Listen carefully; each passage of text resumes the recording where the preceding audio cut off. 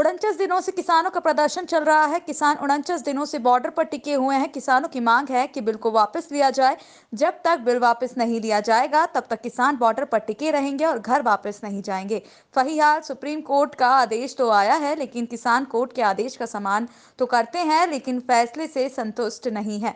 उनकी मांग है कि बिल को रद्द किया जाए, वरना तब तक तो बॉर्डर पर ऐसे ही टिके रहेंगे। पहले तो आपका परिचय जानना चाहेंगे। मेरा नाम मांगेराम मलिक, गांव किवाना, डिस्ट्रिक्ट शामली, उत्तर प्रदेश, भारतवर्ष। ये तो मेरा परिचय है। लगातार आप प्रदर्शन में बैठे हुए हैं, कितने दिन हो गए हैं और क्या अभी भी आपकी मांग? हम जिस दिन से ये आंदोलन चला हुआ है, हमारे भाई है कपिल, हमारे यहाँ के शामली के जिला अध्यक्ष जी है, इनके सौजन्य में हमने ये सब कुछ यहाँ ये भंडारा और ये सब काम चलाया हुआ है। कल सुप्रीम कोर्ट का फैसला भी आया है, किस तरीके से देखते हैं आप उसे? ऐसा है, सुप्रीम कोर्ट हमारे लिए बड़े माननीय है। हमारे लिए नहीं, पूरे हिंदुस्तान के लिए ही माननीय है और प्रत्येक व्यक्ति के लिए माननीय है सुप्रीम कोर्ट। तो हम सुप्रीम कोर्ट पर तो कोई टिप्पणी करना नहीं चाहते, लेकिन हम सुप्रीम कोर्ट की बात पर इस उत्तर प्रदेश सरकार और इस केंद्र सरकार पर जरूर टिप्पणी करनी चाहिए। आज से 1.5 वर्ष पहले गन्ना भुगतान के लिए सुप्रीम कोर्ट ने ये आदेश किया था कि विदिन 2 वीक, 2 सप्ताह में 14 दिन के अंदर आप गन्ने का भुगतान करिए। अगर आप 14 दिन में गन्ने का भुगतान नहीं कर पाते तो आप किसान को उसका ब्याज सहित भुगतान करिए। 1.5 साल से सुप्रीम कोर्ट का आदेश इन सरकारों के पास पेंडिंग पड़ा है, उसका कोई इम्प्लीमेंट आज तक नहीं हुआ है। तो सुप्रीम कोर्ट का तो जो मुखालफत करते हैं उनके आदेश की, ये बीजेपी गवर्नमेंट करती है, ये किसान नहीं करता। किसान आज भी सम्मान करता है। सुप्रीम कोर्ट फिलहाल जब अब फैसला देगी तो अब उस फैसले को किस तरीके से देखा जाए? ऐसा है, सुप्रीम कोर्ट ने अपना फैसला दे दिया। अभी ये जो एक गाड़ी चली हुई थी उसको होल्ड कर दिया, लेकिन होल्ड करने का मतलब ये नहीं है कि भाई उसकी गाड़ी को उसकी मंजिल से रोक दी। हम इस बात से संतुष्ट इसलिए नहीं है कि वो गाड़ी होल्ड की है, वो मंजिल पर जाने से रोकी नहीं है। अभी रही कमेटी की बात, जो 4 आदमी कमेटी के बनाए, मुझे थोड़ा सा एक ताज्जुब है। हमारे जो चीफ जस्टिस है, इंडिया चीफ जस्टिस, मेरे ख्याल से उनसे विद्वान व्यक्ति जो इस सर्वोच्च पद पर है, तो मैं नहीं मानता कि कोई और उनसे ज्ञानी आदमी होगा। और वे अखबार भी पढ़ते होंगे और इस देश के सिस्टम को भी देखते होंगे। अब आगे क्या चाहते हैं? मैं एक बात आपको, यहीं अभी ये बात पूरी नहीं हुई कि 4 आदमियों की जो कमेटी बनाई गई, वे ऑलरेडी पहले से ही इस बिल के समर्थक हैं। तो मुझे इस बात पर बड़ा आश्चर्य हो रहा है कि सुप्रीम कोर्ट ने ऐसा क्यों किया। हो सकता है हम जैसे भाई 1.5 साल से वो इम्प्लीमेंट नहीं हुआ ऑर्डर, वो भी सरकार के दबाव में ही नहीं हुआ। इसी तरह हो सके कहीं सरकार का इस तरह का दबाव हो कि आप इन 4 आदमियों को इंक्लूड करिए इस कमेटी में। लेकिन वो कमेटी जो इन्होंने बनाई है वो सरासर गलत है। वो तो एक किस्म की ये कहावत होगी कि भाई दूध हमने निकाल दिया, गर्म हमने कर दिया, अब इसकी सुरक्षा करनी है, अब उसकी सुरक्षा करने के लिए बिल्ली को बैठा दिया। आगे क्या चाहते हैं? हम तो चाहते हैं बिल वापसी हो, MSP गारंटी हो, इससे कम पर कोई समझौता नहीं है। परिचय बता दीजिए। मेरा नाम कपिल खाटियान है, मैं शामली से हूँ, जिला अध्यक्ष हूँ वहाँ भारतीय किसान यूनियन का। अच्छा, किसान प्रदर्शन लगातार चलता आ रहा है, इस समय भी चालू है, कोर्ट भी फैसला दे चुकी है, क्या चाहते हैं वो आगे? नहीं, हमारी तो एक ही मांग है, बिल वापसी, घर वापसी। ये कानून रद्द हो जाए और हम अपने घर चलें। इसमें ना सरकार हारेगी, अगर आज सरकार हमारे से जीत भी गई, वो जब भी हारेगी, और किसान जीत गया तो सरकार जीतेगी, ऐसी बात नहीं है।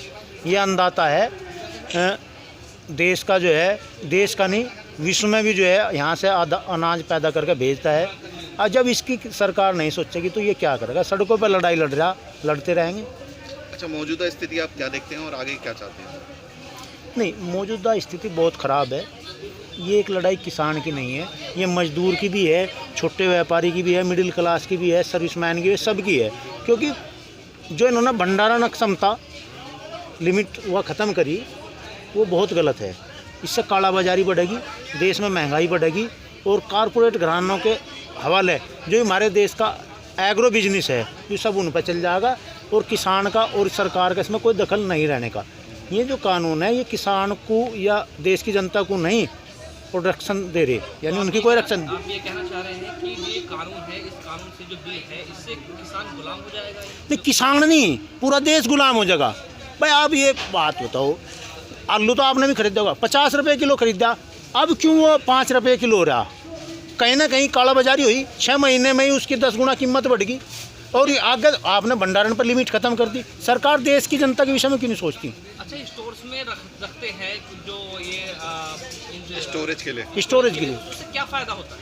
नहीं, आपने इकट्ठा कर लिया भाई, आपने जो है भंडारण कर लिया। आलू जो है इन्होंने आलू पे करा, आप आलू का उदाहरण ले लो, सारा आलू इकट्ठा कर लिया कारपोरेट घरानों ने, और फिर अपने हिसाब से उसे जो है हम तो इसे 200 रुपये किलो देंगे, हाँ वो 50 रुपये किलो देंगे, 50 रुपये किलो खरीदा हमने। अब जहाँ सेब है पिछले 5 साल से 100 रुपये किलो से कम नहीं हो रहा। क्यों नहीं हो रहा? क्योंकि वहाँ अडानी अंबानी ने बड़े स्टोर बना लिए अपने जालंधर पंजाब में। हिमाचल का और अपने जो कश्मीर का सेब है सब वहाँ स्टोर हो जा, वो 1 साल तक रोक सकता है। अब किसान तो नहीं रोक सकता अपने पास। पहले खुला बाजार था, खुली व्यवस्था थी, वो कहीं भी बेच सकते। किसान तो लगातार जो है फसल उगाता है, खेती करता है और अनाज उगाता है, सब तरह की फसलें उगाता है, लेकिन बीच बीच में सरकारों के द्वारा या देश में इतनी महंगाई हो जाती है, कभी प्याज महंगी हो जाती है, कभी लहसुन महंगा हो जाता है, तो कभी अनाज महंगा हो जाता है, कभी आलू महंगा हो जाता है। तो ये महंगाई क्यों होती है जब हम लगातार किसान या आप लोग जो है खेती करते हैं और फसल उगाते हैं? ये किसान को कभी रेट मिला ही नहीं। ये जो है जो बड़े व्यापारी हैं, अब जो है वो पहले तो जो छोटे व्यापारी थे ये कर लेते थोड़ा स्टोरेज, उसमें भी जो है अपने जो है प्रशासन जाएगा उसे खाली करवा देते, कंट्रोल रेट पे जो है देश की जनता को मिल जाता। अब जब कारपोरेट घरानों के हवाले कर दिया सब कुछ एग्रो बिजनेस, तो देश की जनता को तो महंगाई झेलनी पड़ेगी। जो दाल आज हमें 100 रुपये किलो है वो 200 रुपये मिल जाए तो अचंभित ना हो। और होगा ये, जैसे गैस सिलेंडर है पहले 350 में महंगा लगा था, अब 800 भी ले रहे हम। ये क्यों ले रहे? बोल क्यों नहीं रहे? आवाज़ क्यों नहीं उठ रही? क्योंकि अपना आज सब जगह बंदूक का पैर है, कलम पे, प्रेस पे भी, उस पे भी। अब ये मान के चलो बिल जो है जून में पास हुए थे, अब क्यों इनकी कमी का पता लग रहा? उस टाइम क्यों नहीं कहा? उस टाइम भी तो पता लगना चाहिए था इसमें इतनी कमी है बिलों में। एक भी इसमें क्लोज ऐसा नहीं है जिससे किसान को फ़ायदा होता हो। भाई कहते हैं फसल कहीं भी बेच सकते हैं, किसान पहले बेचा था। भाई आपसे बात की जाए जैसे कि कोरोना काल चल रहा है अभी भी और वैक्सीन की बात चल रही है, 200 रुपये की वैक्सीन पर हेड लगाने की बात चल रही है, और आप इतने लोग यहाँ पर इकट्ठा है, किसान लोग इकट्ठा है, आपने मास्क नहीं लगा रखा है, आपको कोरोना क्यों नहीं हुआ? नहीं, एक बात बताओ, हम नहीं कहते अगर भाई कोरोना है नहीं, पर कोरोना है, बीमारी है, पर आपने तो देखो भारत में उसका रिकवरी रेट क्या है, 96 पॉइंट कुछ है। और दवा जो इन्होंने वैक्सीन बनाई उसका 95 बताया कुछ, ये नहीं के आंकड़े हैं। हम नहीं कहते वैक्सीन आई, पर देश को जो है देश की जनता को फ्री मिलनी चाहिए। इतनी बड़ी महामारी आई, आज के टाइम देश की जनता उसे खरीद कर लगवाने में सक्षम नहीं है। अच्छा, जैसे लोगों ने जो है अजीम प्रेम जी थे और भी थे और लोगों ने जो है जैसे डोनेट किया था सरकार को इस कोरोना के बचाव के लिए पैसा, वो पैसा कहाँ गया था? कुछ एक बात तो बताओ, जैसे प्रधानमंत्री समझे नहीं, प्रधानमंत्री ने अपना जो है भाई फंड निकाल लिया, अब भाई कोरोना के उसमें यहाँ पर आप दान दो, पूरे देश ने दिया, उसका हिसाब क्या है? वो पैसा है कहाँ? भाई आप बताओ, उसकी ना जांच हो सकती ना कुछ हो सकता। ये सब कानून अपने लिए ही बना हुआ है। अच्छा, आगे आपकी क्या रणनीति रहेगी और क्या करेंगे? नहीं, हमारी तो रणनीति है, अब हम जो है यह लड़ाई अपनी जारी रखेंगे। बिल वापसी नहीं होगी तो हमारी घर वापसी नहीं होगी, जहाँ भी हैं वहीं से लड़ेंगे। जेल में भेज देंगे, यहाँ से उठा के जेल में भेज सके इतना ही तो कर सकें, इससे ज़्यादा कर सके, पर हम लड़ाई बंद नहीं करेंगे, लड़ाई अपनी जारी रहेगी।